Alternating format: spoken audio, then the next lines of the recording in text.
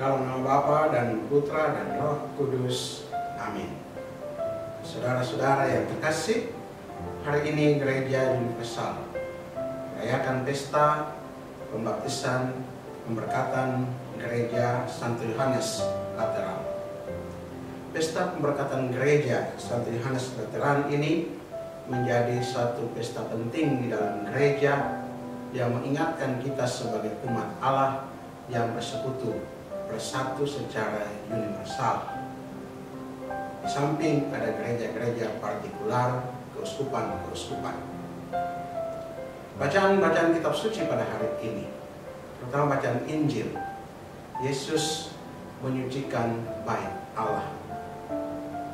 Bait Allah menjadi tempat pertemuan orang-orang untuk beribadah kepada Tuhan. Tapi dalam praktek bangsa Israel pada waktu itu, bait Allah sering juga mendapatkan atau menjadi tempat di mana orang dapat menjual, transaksi bisnis ada di situ. Orang berjualan hal-hal yang menjadi persembahan pada Tuhan di bait Allah. Burung terpukul misalnya, para penukar uang ada di situ. Kenapa Yesus mau menyucikan bait Allah dari hal-hal itu? Dengan menyucikan bait Allah, Yesus mau menunjukkan kepada kita sekalian bahwa bait Allah itu menjadi tempat kudus.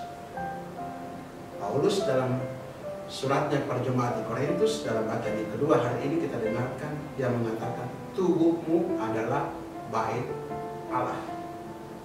Tubuhmu juga adalah kudus, yang menjadi lambang gereja secara keseluruhan itu terpatri di dalam bait Allah itu. Maka Yesus dia menyucikan bait Allah supaya bait Allah itu menjadi tempat yang kudus, hanya dipersembahkan untuk Tuhan. Dan dengan menyucikan bait Allah, Yesus sebenarnya menyucikan juga segala cemar dosa yang menodai tubuh gereja, yang menodai tubuh kita manusia. Dan dia menyucikan dengan cara apa? Melalui peristiwa kebangkitan. Dan yang hanya bisa menyucikan bait Allah dari cemar dosa ialah Yesus yang bangkit. Dan dia membangun bait Allah itu dalam 3 hari yang mengenangkan peristiwa kebangkitannya. Setelah wafat, pada 3 hari kemudian Yesus bangkit dari antara orang mati. Dan inilah salah satu proses di mana penyucian itu terjadi. Dan Yesus mau membangun bait Allah yang baru, bait Allah dalam roh dan kebenaran. Bait Allah dalam roh menjadi prinsip kelahiran baru. Roh menjadi prinsip ibadah yang baru. Ibadah dalam roh dan kebenaran, sebagaimana juga yang dikatakan oleh Yohanes. Sedangkan kebenaran di sini Yesus sendiri merupakan segenap pemberian Bapa serta rencana penyelamatannya. Dan kebenaran itu ada dalam diri Yesus. Sehingga ketika misalnya Pilatus bertanya, apakah arti kebenaran itu? Kebenaran itu sebetulnya ada pada Yesus sendiri. Dan gereja sebagai yang disucikan oleh Yesus yang bangkit, membawa warna baru dan melahirkan atau dari sana mengalir kelahiran-kelahiran baru, kehidupan-kehidupan yang baru berasal dari gereja, yang juga adalah sakramen keselamatan. Bacaan pertama pada hari ini, air yang keluar dari bait Allah memberikan kehidupan kepada orang lain, itu menjadi tanda dan lambang sakramen-sakramen gereja, memberikan pemulihan, kehidupan, obat kepada orang-orang yang ada di sekitar supaya menghasilkan buah yang banyak. Dan kita adalah gereja yang diutus oleh Tuhan setelah menerima sakramen-sakramen yang mengalir dari gereja induk yang adalah Yesus Kristus sendiri menjadi kepalanya. Kita adalah anggota. Kita menerima rahmat sakramen dari Kristus yang mengalirkan kehidupan, di mana kita mendapatkan penyucian dari sana. Melalui pembaptisan kita dibersihkan dari segala noda dosa dan kita diangkat menjadi anak-anak Allah. Melalui krisma kita diteguhkan dalam Roh Kudus untuk mewartakan kabar sukacita. Dengan Ekaristi kita dipersatukan di dalam meja perjamuan Tuhan. Dengan rekonsiliasi kita kembali kepada Allah setelah kita sebagai manusia jatuh dalam dosa.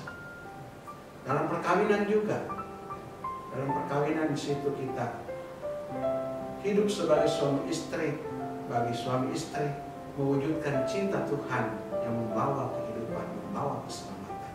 Ada buah-buah cinta yang luar biasa. Dalam sakramen imamat pun demikian, untuk pengurusan umat Allah.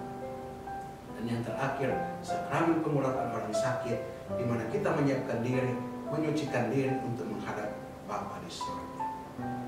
Sakramen-sakramen gereja membawa pemulihan, membawa kehidupan, bagaikan sumber air yang mengalir dari dalam bait Allah untuk membawa kehidupan bagi dunia.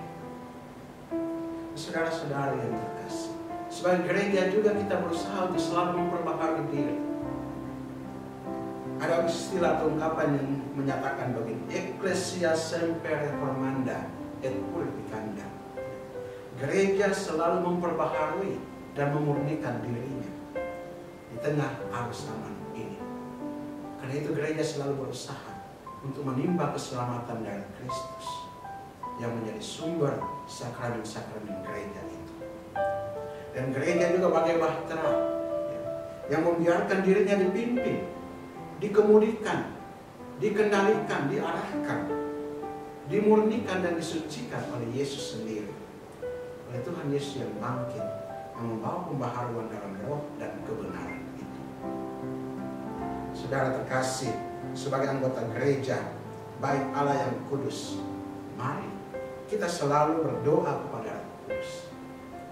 Kita berdoa mohon kekuatan untuk diperbaharui dan juga mohon supaya sakramen keselamatan itu sungguh memperbaharui hidup kita, menyucikan diri kita oleh Kristus yang bangkit itu.